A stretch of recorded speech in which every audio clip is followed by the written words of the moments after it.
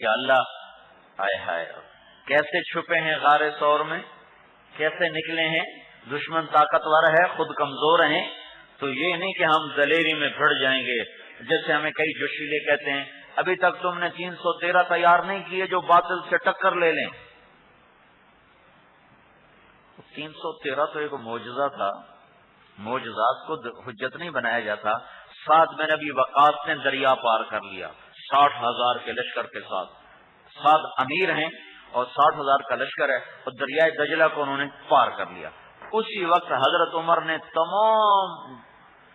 تمام لشکر کے عمراء جو جہاد میں مشغول تھے ان کو خطوط لکھوائے کہ کوئی امیر لشکر سعد کی نقل نہ اتارے، کوئی امیر لشکر سعد کی نقل نہ اتارے.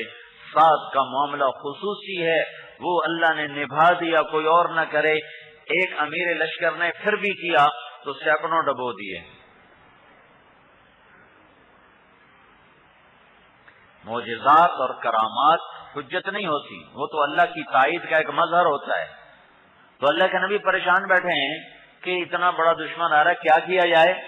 تو صحابہ کہتے جی بدر میں ہم 313 تھے، ہم نے دانت کھٹے کر دیے، اب بھی آنے تو ہم سیدھا کر دیں گے. وہ بھی پریشان ہے، کیا کیا جائے؟ تو پھر سلمان فارسی کہتے ہیں یا رسول اللہ ہمارے ہاں دشمن طاقتور ہو، تم خندق کھودتے ہیں تو خندق کھودی جائے. کہاں یہ بات ٹھیک ہے. 1000 آدمی 20 دن 6 میل لمبی 10 ہاتھ چوڑی اور 7 ہاتھ گہری خندق کھودنے میں لگے رہے 20 دن مسلسل. سبق دیا ہے، نماز بھی سبب ہے اور دعا بھی سبب ہے اور دعوت بھی سبب ہے اور ذکر بھی سبب ہے. ان اسباب کے ساتھ ان کی رعایت کرتے ہوئے عہد میں ایک تدبیر چھوڑی. ایک تدبیر تھی کہ آپ نے 50 آدمیوں کا دستہ عبداللہ رضی اللہ تعالیٰ عنہ کے سرکردگی میں اوپر بٹھایا ہے کہ تم نے نہیں ہلنا، چاہے ہمیں شکست ہو یا فتح ہو. تو تم ہمیں دیکھو کہ جانور ہماری بوٹیاں کھا رہے ہیں پھر بھی تم نے نیچے نہیں اترنا. اتنی سختی سے کہا. پر اللہ دکھانا چاہتا تھا کہ تدبیر، حسن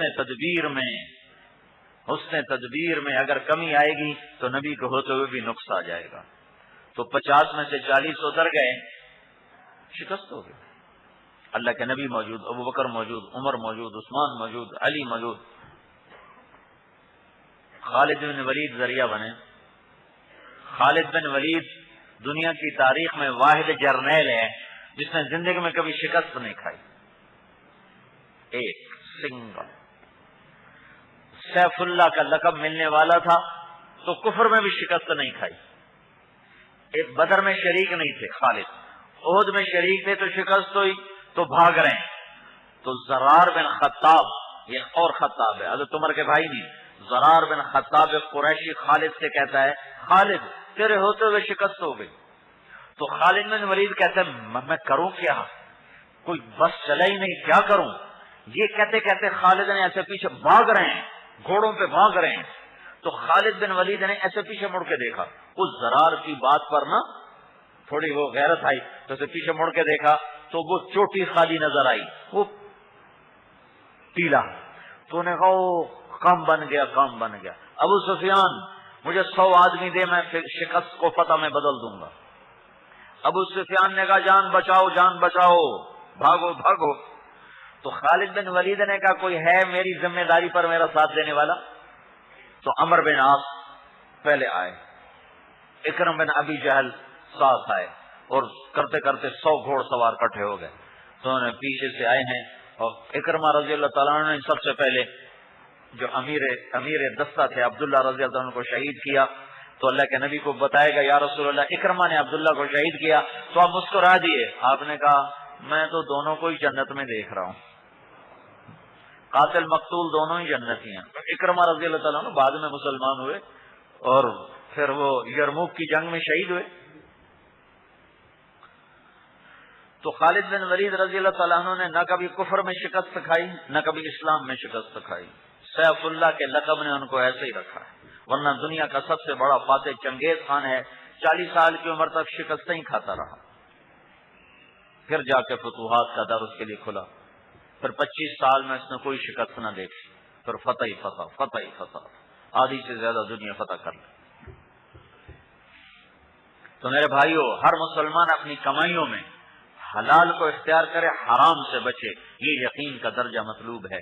اور جب اللہ کے راستے میں نکلنے کا وقت آئے پھر حلال کو بھی ٹھوکر مار کے نکل جائے، یہ یقین مطلوب ہے۔ یہ درجہ ہے شریعت میں مطلوب۔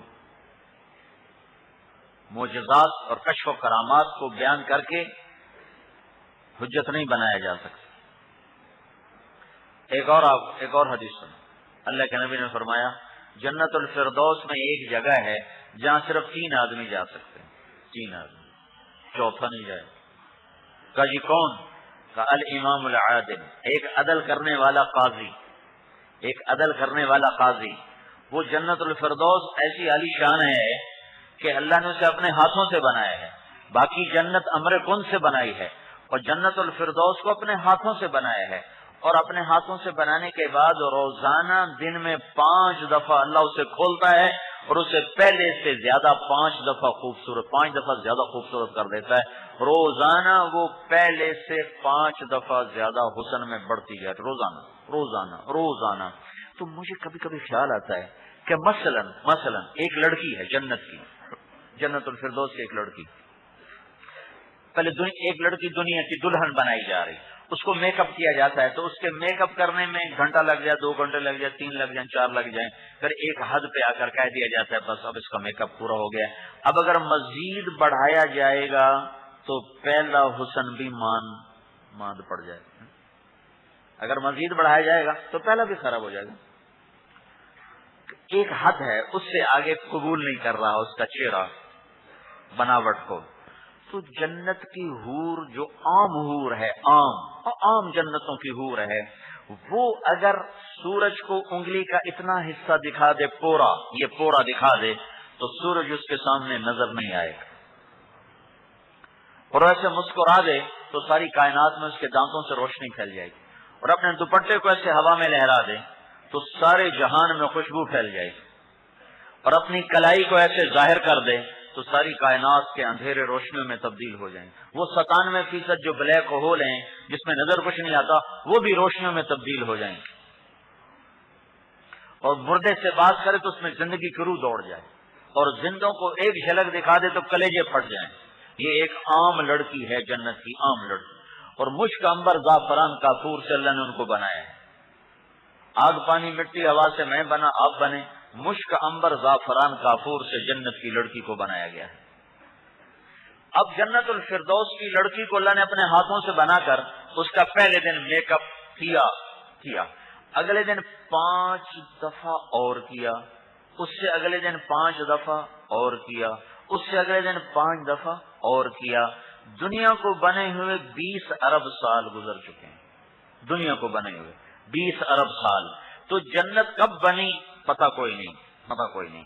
فرض کرو اسی دنیا کے ساتھ اللہ نے جنت بھی اگر بنا دی تو 20 ارب سال دنیا جنت کو بھی ہو گئے۔ وہ لڑکی کیا چیز بن رہی ہے جو 20 ارب سال سے روزانہ پہلے سے 5 گنا زیادہ خوبصورت ہو جاتی؟ وہ کیا چیز بن رہی؟ اور ابھی اور وقت باقی ہے، قیامت تک کا وقت باقی ہے۔ پھر قیامت جب آئے گی نا تو دنیا تو فنا ہو جائے گی، جنت فنا نہیں ہوگی، جنت اسی طرح باقی رہے گی، جنت دوزخ فنا نہیں ہوگی، وہ باقی رہے گی۔ تو اس کا میک اپ تو ادھر بھی چل رہا ہے، کیا چیز بنی ہوگی۔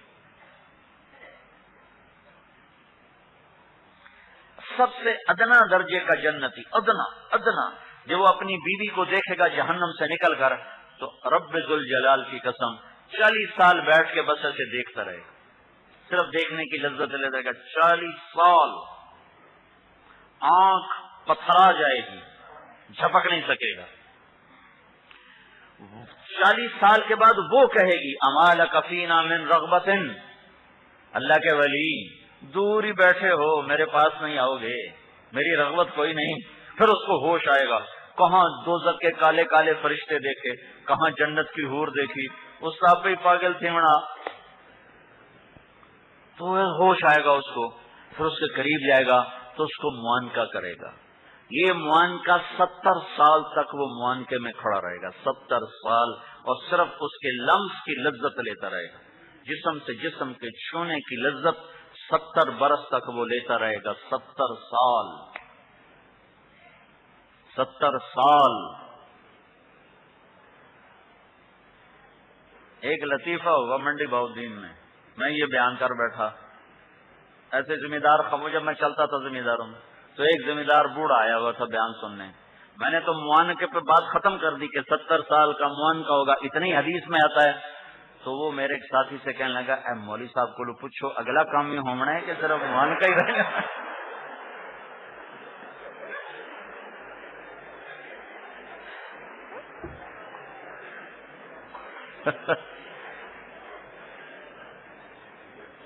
وہ بابے کو جوانی یاد آ گئی نا، کہ اگلا کام ہی ہونا ہے کہ نہیں ہونا؟ وہ میں نے کہا ادھر زنا کیوں منع کیا ہے؟ اس لیے تو زنا حرام ہے کہ آگے نکاح اللہ کر رہا ہے۔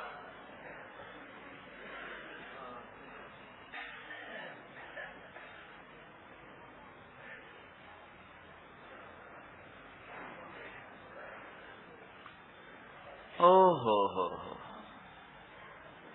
کیا اللہ نے وہ گھر بنایا ہے فردوس کا، ہمیں شوق ہی نہیں جنت کا۔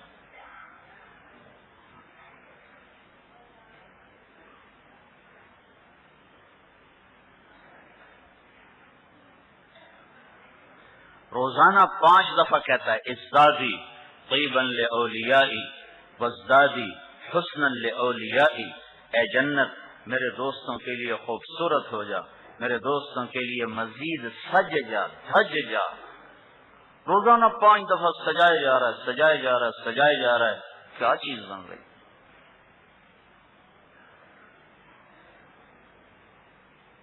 اور جنت جواب میں کہتی ہے اللہم طابت اسماری وطردت انہاری واشتقت الى اولیائی فعجل الی باہلی، یا اللہ میرے پھل پک گئے، میری نہروں کا پانی اچھل اچھل کے باہر جا رہا ہے، میں جنت والوں کے شوق میں مر رہی ہوں، جنت والوں کو جلدی میرے پاس بھیج دے، جلدی میرے پاس بھیج دے۔